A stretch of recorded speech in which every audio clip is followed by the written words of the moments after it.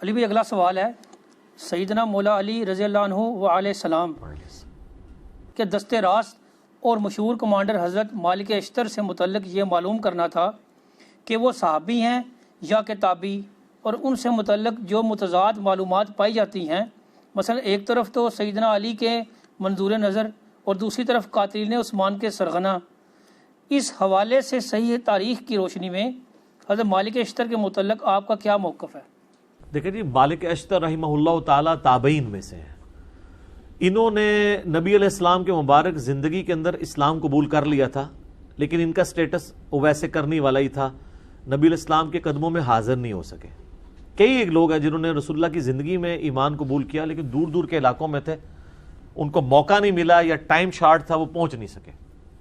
سیدنا ویسے کرنی رحمہ اللہ تعالیٰ کے اوپر بھی میرا ایک کلپ ریکارڈڈ ہے ڈیٹیل، ان کے بارے میں تو نبی علیہ السلام نے خود فرما دیا تھا تابعین میں سب سے بہترین شخص ہے اویس، اس کی والدہ کی مصروفیت کی وجہ سے وہ میرے پاس نہیں آ سکا۔ صحیح مسلم میں اوپر تلے 4 احادیث ہیں، میں نے ڈیٹیل لیکچر اس پہ ریکارڈ کروائے۔ تو سیدنا اویس کرنی والا سٹیٹس ہی مالک اشتر کا ہے، وہ بھی تابعی ہیں، صحابی نہیں ہیں، اگرچہ کئی صحابہ سے عمر میں وہ بڑے ہیں۔ سیدنا علی اور ان کی عمر میں آلموسٹ سمجھ لیں 10 سال کا فرق ہے، یعنی نبی علیہ السلام کی وفات کے وقت مولا علی کی عمر تھی 34 ایئرز، تو مالک اشتر کی عمر تھی 24 اس وقت۔ باقی یہ کنٹروورشل ہیں، اس میں کوئی شک نہیں ہے۔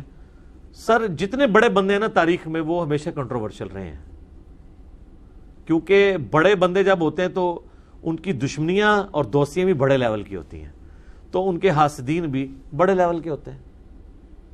سب سے بڑی پرسنالٹی ہمارے نبی علیہ السلام کی ہے، تو انسانی تاریخ میں کیا نبی علیہ السلام کنٹروورشل پرسنالٹی نہیں ہے؟ پچھلے 100 سالوں میں 60,000 کتابیں نبی صلی اللہ علیہ وآلہ وسلم کے خلاف لکھی گئی ہیں، 2 سے زیادہ کتابیں روز کی بنتی ہیں، اتنی زیادہ کتابیں کسی شخص کے خلاف نہیں لکھی گئی، اور انہی 100 سالوں کے اندر سب سے زیادہ اسلام تیزی سے پھیلا ہے۔ تو مالک اشتر کی کیا اوقات ہے رسول اللہ کے مقابلے پہ؟ تو اس طرح یہ کنٹروورشل بن جاتی ہیں۔ باقی یہ کہنا کہ وہ قاتلین عثمان میں شامل تھے، بالکل ایسا نہیں ہے۔ قاتلین عثمان کی اگر کسی کے پاس کوئی سی سی ٹی وی کیمرے کی ویڈیو پڑی ہوئی ہے تو ہمیں بتائیں، اس کو پوائنٹ آؤٹ کر دیں ہم۔ ہاں، سیدنا عثمان کی پالیسی سے اختلاف کرنے والوں میں شامل تھے، وہ بالکل ٹھیک ہے۔ تو سر اس میں تو ٹاپ آف دا لسٹ خود ام عائشہ شامل تھی سلام اللہ علیہا، جو سیدنا عثمان کی پالیسی سے اختلاف کرتی تھی۔ کئی اصحاب بدر شامل تھے۔ باقی سیدنا عثمان کے ساتھ جو کیا گیا وہ تو ظلم پہ مبنی ہے۔ رہا پروٹیسٹ، تو اس کے اوپر تو سیدنا عثمان نے کبھی خود بھی فتویٰ نہیں لگایا رضی اللہ تعالیٰ عنہ علیہ السلام۔ حتیٰ کہ صحیح بخاری میں 695 نمبر حدیث ہے، ایک صحابی کہتے ہیں کہ میں سیدنا عثمان جب محصور تھے اپنے گھر کے اندر، مسجد نبوی کے اوپر بلوائیوں کا قبضہ تھا، بلوا کرنے والے، موب، یہ لفظ زبر کے ساتھ، یہ بلوائی نہیں ہے کہ بلائے ہوئے، یہ بلوائی ہے۔ بلوائی کہتے ہیں موب کو، ٹھیک ہے، جس کو کہتے ہیں وہ اردو میں کیا کہیں گے جی؟ دھرنا، پاکستانی دھرنے کا لفظ نہیں کدھر نکلتا، ٹھیک ہے، یہ بلوائی تھے، یعنی احتجاج کرنے والے لوگ، ٹھیک ہے نا، مجمع۔ تو صحیح بخاری 695 نمبر حدیث میں آتا ہے کہ وہ صحابی پوچھتے ہیں کہ امیر المومنین، ہمارے امام تو آپ ہیں اور مسجد پہ فتنے کے امام کا قبضہ ہے، ہمیں خدشہ ہے کہ ہم گناہ میں مبتلا نہ ہوں، کیا ہم ان کے پیچھے نماز پڑھ لیں؟ تو سیدنا عثمان نے فرمایا رضی اللہ تعالیٰ عنہ علیہ السلام کہ نماز ہی تو مسلمانوں میں ایک نیکی کا کام ہے، نیکی کاموں میں ان کا ساتھ دو، برائی میں ان سے الگ رہو۔ یہ اس بات کا ثبوت ہے کہ سیدنا عثمان کو یہ پتا تھا کہ مسجد نبوی پہ جو لوگ امامت کر رہے ہیں وہ منافق نہیں ہیں، وہ کافر نہیں ہیں، وہ یہودی ایجنٹ نہیں ہیں، بلکہ وہ لوگ ہیں جن کو سیدنا عثمان کی پالیسی سے اختلاف ہے، اور وہ اختلاف بھی ان کا حق تھا جو سیدنا عثمان نے ان کو دیا، کیونکہ سیدنا عثمان ملوکیت میں نہیں تھے، خلافت میں تھے۔ لیکن جو انہوں نے ایکٹیویٹی پرفارم کر دی، اس میں خیر کافی سازشی لوگ بھی شامل ہو گئے۔ تو آج کل سازشوں کا پتہ چلتا، بات کی آپ پرانے زمانے کی کیا بات کریں، تو وہ جو کچھ ہوا وہ تو ہم اس کو کنڈیم کرتے ہیں۔ سیدنا عثمان مظلوماً شہید کیے گئے ہیں، ان کی خلافت راشدہ ہے۔ چند ایک مس ہینڈلنگز کی وجہ سے کسی کی زندگی کو زیرو سے ملٹیپلائی نہیں کر دیتے. تو اس میں محمد بن ابی بکر بھی شامل ہیں, سیدنا ابو بکر کے بیٹے, مخالفین میں.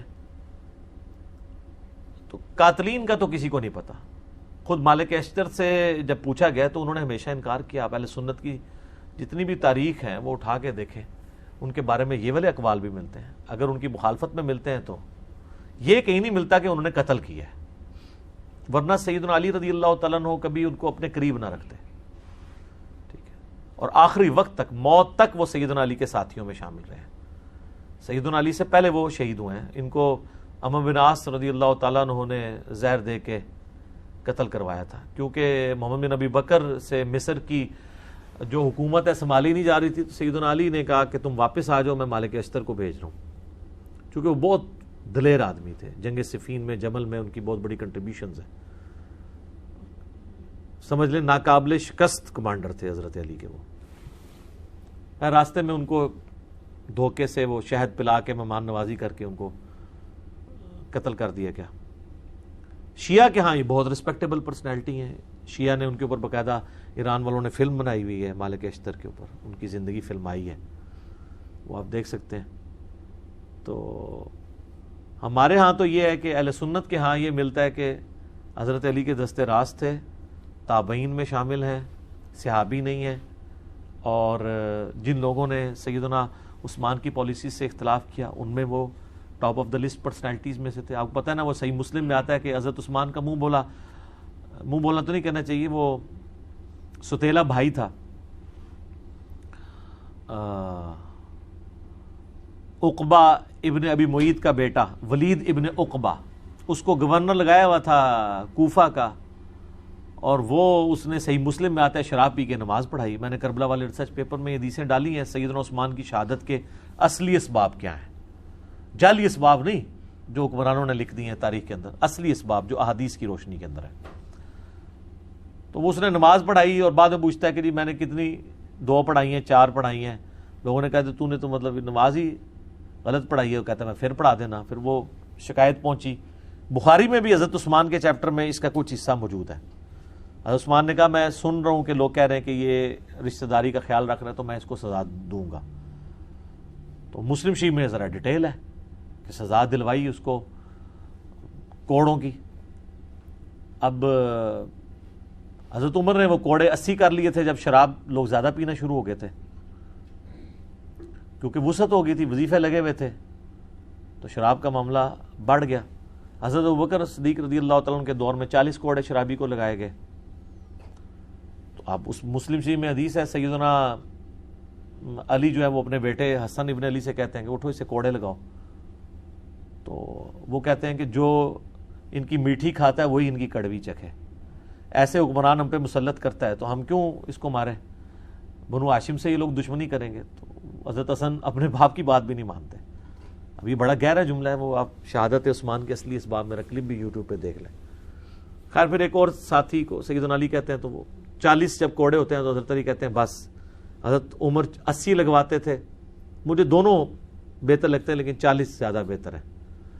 تو 40 کوڑے بھی حضرت علی نے معاف کر دیے ان کو. تو مالک اشتر جو ہیں وہ ایک بڑی اس اعتبار سے پرسنالٹی مانے جاتے ہیں. مولانا مودودی رحمہ اللہ نے خلافت و ملوکیت کے اندر سیدنا علی کا صحیح دفاع کیا جیسا کرنا چاہیے. ایک جگہ انہوں نے بھی ٹھوکر کھائی ہے اس معاملے میں. ان کا موقف تھا کہ ان لوگوں کو حضرت علی کو مین سٹریم میں نہیں لانا چاہیے تھا جو بلیمڈ لوگ تھے. ظاہر وثوق سے تو مولانا مودودی کے پاس بھی کوئی ریکارڈنگ نہیں موجود کہ وہ بتا سکیں, جبکہ سیدنا علی ظاہر ہے کہ وہ سمجھتے تھے کہ یہ صرف بلیمڈ لوگ ہیں, یہ تو بڑے مخلص لوگ ہیں. انہوں نے اسلامی حکومت جو بگڑ رہی تھی اس کے خلاف اس اعتبار سے احتجاج بلند کیا. یہ نہیں کہ حضرت عثمان کو وہ ہٹانا چاہتے تھے ان کی خلافت سے, یہ تو ان کا نہیں تھا نظریہ. تو حضرت علی کی سپورٹ مالک اشتر کے لیے ہونا میرے خیال ہے یہ ڈگری کافی ہے, کیونکہ سیدنا علی کے پیچھے رسول اللہ کھڑے ہوئے ہیں. جنگ جمل صفین نہروان کے اوپر جتنی احادیث ہیں, نبی علیہ السلام نے کہا کہ مخلوق کے بہترین لوگ ہیں جو یہ جنگیں لڑیں گے. تو وہ جنگیں لڑنے والوں میں حضرت علی کا جب کمانڈر ہے آپ اس کو نکال دیتے ہیں تو وہ بشارت تو اس پہ فٹ ہو رہی ہے سیدھی سیدھی.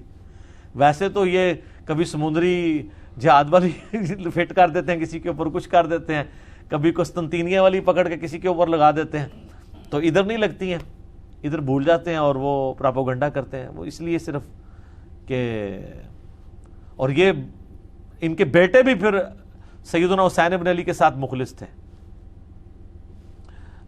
مختار ثقفی نے جب قاتلین حسین سے بدلہ لیا ہے تو اس وقت ان کے ساتھ دست راست ان کا بیٹا تھا ابراہیم ابن مالک اشتر، وہ بھی ان کے ساتھ تھے.